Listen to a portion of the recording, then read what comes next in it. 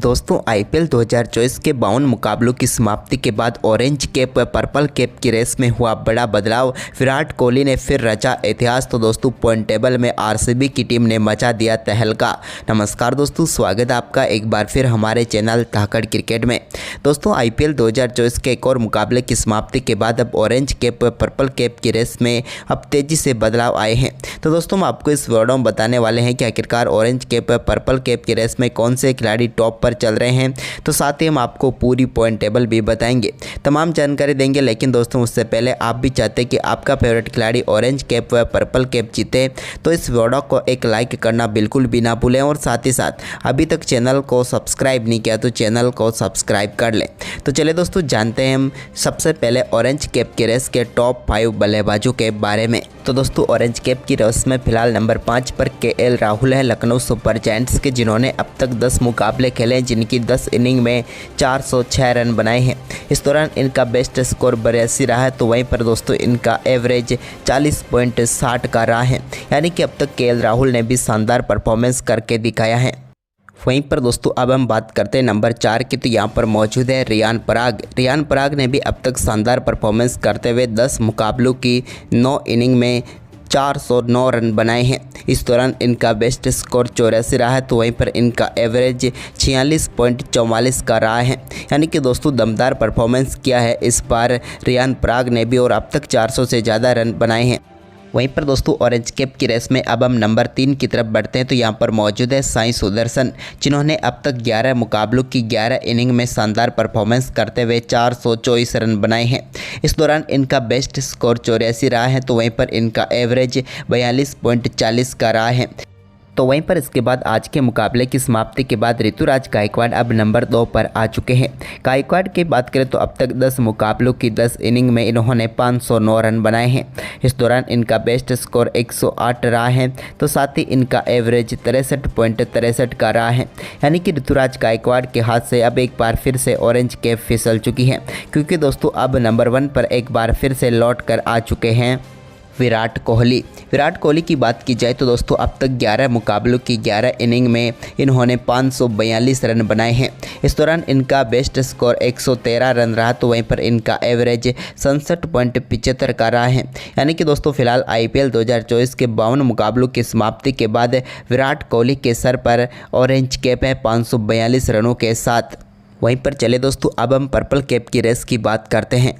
तो दोस्तों purple cap की रेस में फिलहाल नंबर 5 पर आ चुके हैं अब कोलकाता नाइट राइडर्स के सुनील नारायण, जिन्होंने अब तक 10 मुकाबलों की 10 इनिंग में शानदार परफॉर्मेंस करते हुए 13 विकेट लिए हैं। 22 रन देकर 2 सफलताएं इनका बेस्ट रहा है। तो साथ ही दोस्तों इनकी इकोनॉमी की बात की जाए तो वो 6.72 की रही है, यानी कि काफ़ी शानदार परफॉर्मेंस अब तक करके दिखाया है सुनील नारायण ने। वहीं पर दोस्तों हम बात करें नंबर 4 की। तो यहाँ पर मौजूद है पंजाब किंग्स के हर्षल पटेल, जिन्होंने अब तक 10 मुकाबलों की 10 इनिंग में 14 विकेट लिए हैं। 15 रन देकर 3 सफलताएं इनका बेस्ट रहा है, जबकि इनकी इकोनॉमी 10.24 की रही है। तो वहीं पर नंबर 3 पर है मुस्तफिजुर रहमान चेन्नई सुपर किंग्स के, जिन्होंने अब तक 9 मुकाबलों की 9 इनिंग में 14 विकेट चटकाए हैं। 29 रन देकर 4 सफलताएं इनका बेस्ट रहा, जबकि इनकी इकोनॉमी 9.26 की रही है। लेकिन अब आईपीएल का सफ़र इनका समाप्त हो चुका है 2024 का, लेकिन फिलहाल ये नंबर 3 पर मौजूद है। वहीं पर अब नंबर 2 की बात की जाए तो यहाँ पर मौजूद है टी नटराजन, जिन्होंने अब तक 8 मुकाबलों की 8 इनिंग में 15 विकेट लिए हैं। 19 रन देकर 4 सफलताएं इनका बेस्ट स्कोर रहा है। तो साथ ही दोस्तों शानदार परफॉर्मेंस करते हुए इन्होंने 8.96 की इकोनॉमी से ही रन दिए हैं, यानी कि टी नटराजन ने भी अब तक दमदार परफॉर्मेंस किया है, जिसके चलते फिलहाल ये पर्पल कैप की रेस में 8 इनिंग के बाद ही 15 विकेट चटका कर दूसरे नंबर पर मौजूद है। तो वहीं पर नंबर 1 पर जसप्रीत बुमराह मौजूद है, जिन्होंने 11 मुकाबलों की 11 इनिंग में शानदार परफॉर्मेंस करते हुए 17 विकेट चटकाए हैं। 21 रन देकर 5 सफलताएं इनका बेस्ट रहा है। तो साथ ही इनको इकोनॉमी 6.25 की रही है, यानी कि दमदार परफॉर्मेंस जसप्रीत बुमराह ने भी किया है। और फिलहाल आईपीएल 2024 के 52 मुकाबलों की समाप्ति के बाद यहाँ पर पर्पल कैप जसप्रीत बुमराह के सर पर हैं। वहीं पर चले दोस्तों अब हम पॉइंट टेबल के बारे में बात करते हैं। तो दोस्तों पॉइंट टेबल में अब सबसे आखिरी पायदान पर आ चुकी है मुंबई इंडियंस की टीम। मुंबई के लिए ये सीज़न बेहद ही खराब रहा है। अब तक 11 मुकाबलों में इस टीम ने सिर्फ 3 मुकाबलों में जीत दर्ज की है, जबकि 8 मुकाबलों में हार का सामना करना पड़ा है। मुंबई के पास फिलहाल सिर्फ 6 पॉइंट मौजूद है, जबकि नेट रन रेट -0.356 है। मुंबई इंडियंस के प्लेऑफ में पहुँचने के अब चांस बचे नहीं हैं, क्योंकि दोस्तों ये 3 में से 3 मुकाबले जीतते हैं तो भी 12 अंकों तक ही पहुँचते हैं। लेकिन 12 अंकों वाली टीम इस साल IPL के प्लेऑफ में नहीं पहुंच पाएगी, यानी कि मुंबई बाहर हो चुकी है। वहीं पर इसके बाद दोस्तों नंबर 9 टीम की बात करें तो यहाँ पर गुजरात टाइटंस आज की हार के बाद अपने आप को अब मुश्किलों में डाल चुकी है, या फिर यूँ कहें तो ये भी प्लेऑफ का सफ़र समाप्त कर चुकी है, क्योंकि दोस्तों 11 मुकाबलों के बाद अब इस टीम के पास सिर्फ 4 मुकाबलों में जीत है, जबकि 7 मुकाबलों में हार हैं। इनके पास फिलहाल 8 पॉइंट है, जबकि नेट रन रेट की बात की जाए तो वो इनके पक्ष में नहीं है, क्योंकि फिलहाल -1.320 इनकी नेट रन रेट है। यानी कि दोस्तों गुजरात टाइटंस की टीम अपने बचे हुए तीनों मुकाबले जीतती है तो 14 अंकों तक पहुंचती है। 14 अंकों तक पहुंचने वाली टीम के चांस जरूर बनते हैं प्लेऑफ में पहुंचने के, लेकिन उसके लिए इन्हें नेट रन रेट बेहतर करनी होगी। फिलहाल अपने तीनों मुकाबले इन्हें बड़े अंतर से जीतने होंगे, तभी ये प्लेऑफ में पहुंच सकते हैं। यानी कि फिलहाल इनके प्लेऑफ में पहुंचने के चांस 0.01% हैं। वहीं पर इसके बाद दोस्तों नंबर 8 टीम की बात करें तो यहाँ पर मौजूद है पंजाब किंग्स। पंजाब किंग्स ने अब तक 10 मुकाबले खेले हैं, जिनमें से शानदार 4 मुकाबलों में जीत दर्ज की है, जबकि 6 मुकाबलों में हार मिली है। इनके पास फिलहाल 8 पॉइंट है, जबकि नेट रन रेट -0.062 है। अब इस टीम के पास बचे हुए 4 मुकाबले हैं। अगर इन 4 मुकाबलों में से चारों ही मुकाबलों में ये टीम जीत दर्ज करती है तो अपने दम पर प्लेऑफ में पहुँच जाएगी। लेकिन एक मुकाबला हारते ही ये टीम भी 14 अंकों वाली लिस्ट में फंस जाएगी, जहां पर नेट रन रेट फैसला तय कर सकती है। लेकिन फिलहाल इनके प्लेऑफ में पहुंचने के चांस की हम बात करें तो दोस्तों इनके प्लेऑफ में पहुंचने के चांस फिलहाल 5% नज़र आ रहे हैं। वहीं पर इसके बाद दोस्तों हम बात करते हैं नंबर 7 की, तो अब रॉयल चैलेंजर बेंगलोर की टीम भी जाग चुकी है पॉइंट टेबल में, क्योंकि काफ़ी दिनों के बाद ये टीम नंबर 10 से सीधा नंबर 7 पर पहुँच चुकी है। यानी कि 3 पायदान की छलांग इस टीम ने लगाई है। फिलहाल रॉयल चैलेंजर बेंगलोर की टीम के भी अब 11 मुकाबलों में से 4 मुकाबलों में जीत हो चुकी है, जबकि 7 मुकाबलों में हार मिली है। फिलहाल इनके पास 8 पॉइंट है, जबकि नेट रन रेट को इन्होंने काफ़ी हद तक बेहतर कर लिया है, जो कि अभी भी -0.049 है। लेकिन अब इस टीम के पास 3 मुकाबले बचे हैं। 3 में से 3 मुकाबले अगर RCB की टीम जीतती है तो 14 अंकों तक पहुँच जाएगी। 14 अंकों तक पहुँचने के बाद इनके पास ऑप्शन जरूर रहेगा, अगर 14 अंकों तक टीमें आकर फंसती है तो फिर ये प्लेऑफ में पहुंच सकते हैं। इसके लिए इन्हें नेट रन रेट को और भी बेहतर करना होगा। फिलहाल इनके प्लेऑफ में पहुंचने के चांस की बात करें तो 1% चांस इनके प्लेऑफ में पहुंचने का है। वहीं पर इसके बाद दोस्तों नंबर 6 पर दिल्ली कैपिटल मौजूद है। दिल्ली की टीम ने भी अब तक 11 मुकाबले खेले हैं, जिनमें से 5 मुकाबलों में जीत मिली है, जबकि 6 मुकाबलों में हार का सामना करना पड़ा है। इनके पास फिलहाल 10 पॉइंट है, जबकि नेट रन रेट की बात की जाए तो -0.442 है। यानी कि दोस्तों दिल्ली कैपिटल की टीम भी अपने बचे हुए 3 मुकाबलों में से तीनों ही मुकाबले जीतती हैं तो प्लेऑफ में अपनी जगह पक्की कर लेंगे। लेकिन एक मुकाबला हारते ही ये भी 14 अंकों के फेर में फंस जाएंगे। लेकिन फिलहाल इनके प्लेऑफ में पहुंचने के चांस की हम बात करें तो दोस्तों 15% चांस है कि ये टीम प्लेऑफ में पहुंच सकती है अपने आखिरी तीनों मुकाबले जीतकर।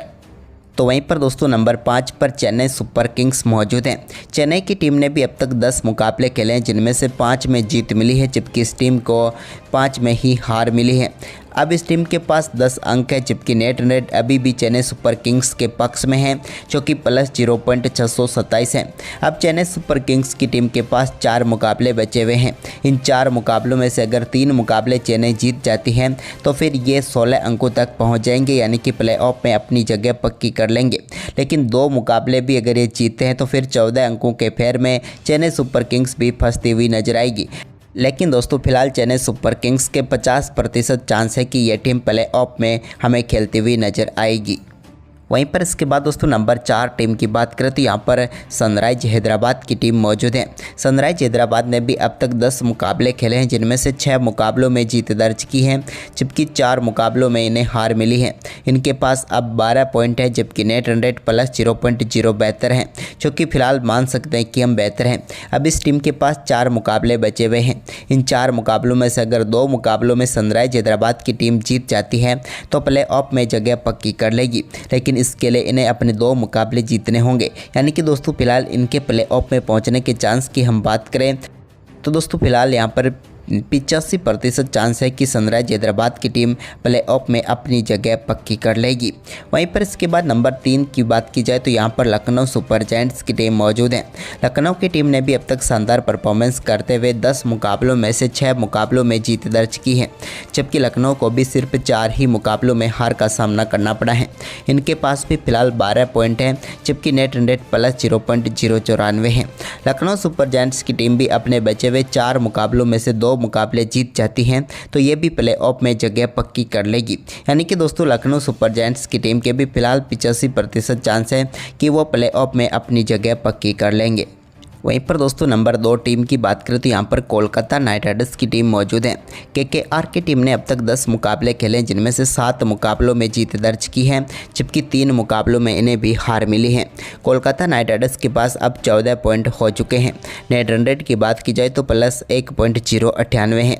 यानी कि दोस्तों कोलकाता नाइट राइडर्स को फिलहाल ऑफिशियल तरीके से प्ले ऑफ में जगह बनाने के लिए 4 में से 1 मुकाबला जीतना है, लेकिन फिलहाल ये 14 अंकों पर आकर बैठे हैं, तो ऐसे में ये प्ले ऑफ में पहुंच चुके हैं, आप ये मान सकते हैं। लेकिन फिलहाल 1 मुकाबला और जीतने के अलावा ये टीम बचे हुए 4 मुकाबलों में से ज़्यादा मुकाबला जीतकर नंबर 1 या 2 पर बने रहने की पूरी कोशिश करेगी। फिलहाल कोलकाता नाइट राइडर्स के प्ले ऑफ में पहुंचने के चांस की हम बात करें तो 99.99% चांस है कि प्ले ऑफ में जगह पक्की करेगी इस बार कोलकाता नाइट राइडर्स। वहीं पर दोस्तों अब हम बात करते हैं नंबर 1 टीम की, जो कि राजस्थान रॉयल्स है, और ये टीम प्ले ऑफ में जगह पक्की कर चुकी है। राजस्थान ने अब तक 10 में से 8 मुकाबलों में जीत दर्ज की है, जबकि सिर्फ 2 मुकाबलों में हार मिली है। राजस्थान के पास अब 16 पॉइंट हो चुके हैं, जबकि नेट रन रेट इनकी प्लस 0.622 है। यानी कि दोस्तों राजस्थान रॉयल्स की टीम भी अपने बचे हुए 4 में से जितने ज़्यादा मुकाबले हो सके उतने जीत कर नंबर 1 या 2 में बने रहने की कोशिश करेगी, जिसके चलते इन्हें एक और एक्स्ट्रा मौका मिले फाइनल में पहुंचने का। लेकिन दोस्तों फिलहाल आईपीएल 2024 के 52 मुकाबलों की समाप्ति के बाद मुंबई इंडियंस के अलावा सभी टीमें रेस में बनी हुई हैं, लेकिन गुजरात टाइटंस की टीम के लिए मुश्किल है, क्योंकि नेट रन रेट माइनस में ज़्यादा है, जबकि आरसीबी की टीम अब रेस में अच्छी तरीके से आ चुकी है। लेकिन फिलहाल टॉप 5 टीमें ही सबसे प्रबल दावेदार लग रही है, जिसमें राजस्थान, कोलकाता, लखनऊ, सनराइज हैदराबाद और चेन्नई सुपर किंग्स हैं। इन्हीं 5 टीमों में से कोई 4 टीमें हमें प्ले ऑफ में खेलती हुई नजर आएगी। फिलहाल आपके हिसाब से दोस्तों कौन सी 4 टीमें पहुंच रही है, आप हमें अपनी राय कमेंट में जरूर दें और इस वीडियो को अपने दोस्तों के साथ ज़्यादा से ज़्यादा शेयर जरूर करें। धन्यवाद।